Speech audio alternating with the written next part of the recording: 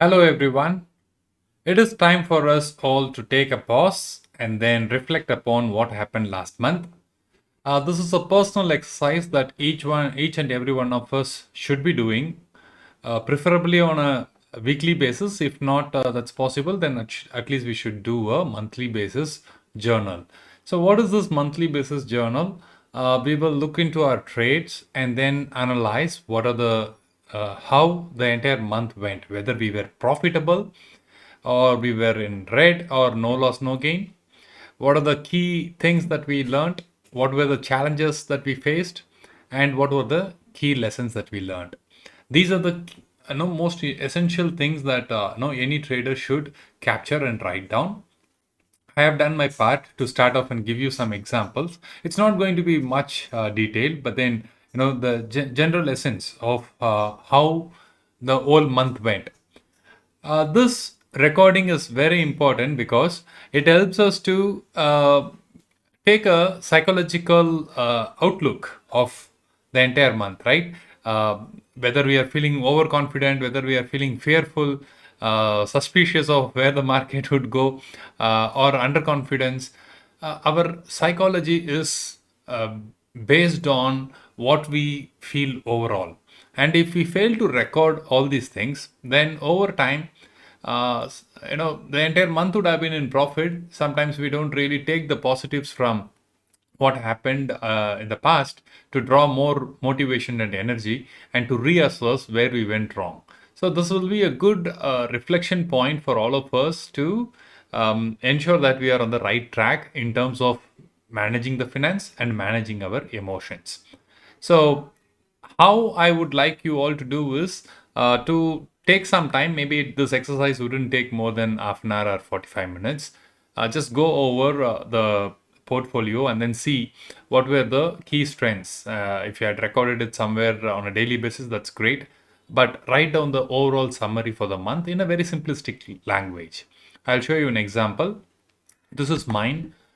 My three strengths were whatever analysis and predictions that I made, it was like absolutely going in that track very well. And a lot of people were able to take advantage of those predictions and analysis and made some good money within our community as well. And I was also like able to take advantage of my own analysis and made an 8% ROI on capital for the month, right?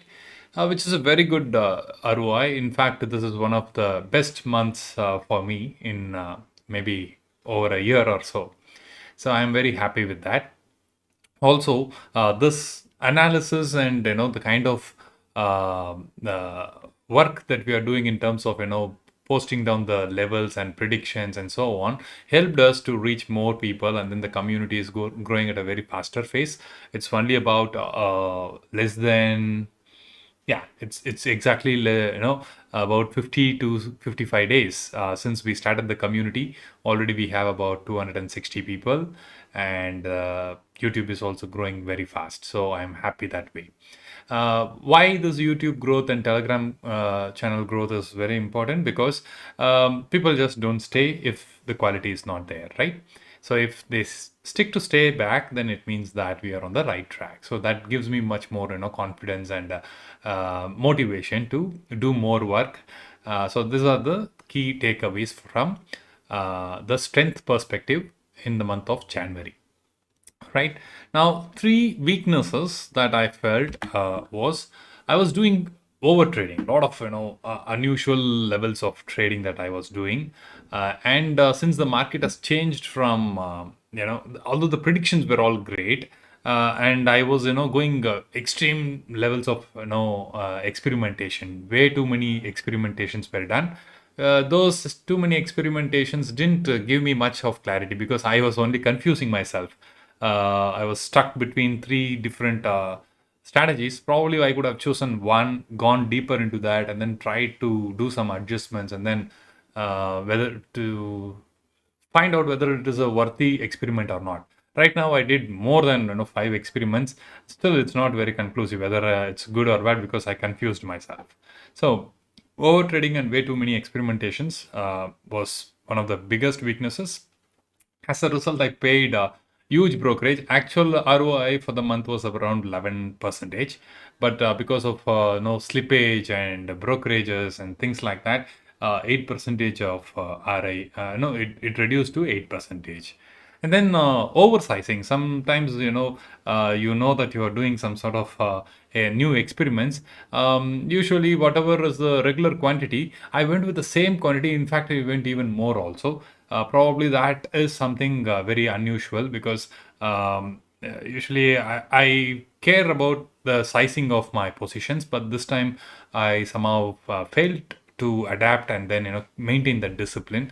I went overboard on the sizing part of it, which also led to the slippages because there was a sudden spike. By the time I took a position itself, there was somewhere around 80 points of gap. I mean, that was a massive slippage that I have had.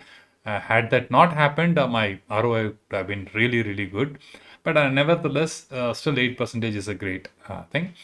So main part is that the sizing part I should look at, right? So these are the three key lessons that I have learned. I should start small when doing a new experimentation, and then stick with it, go deeper. So in this month I am going to, if at all I'm doing any experiment, it's going to be small positioning and then see whether it is working or not, right?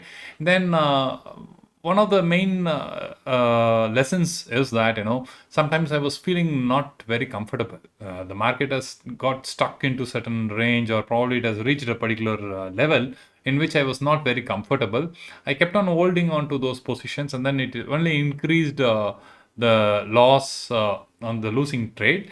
And had I not been acting in time, it would have really been gone. It would have gone bad. But glad is that glad thing that happened is that I was able to exit and then initiate some new positions. So whenever I feel this gut feeling that I'm not comfortable, I should exit all my positions and then start off a new one.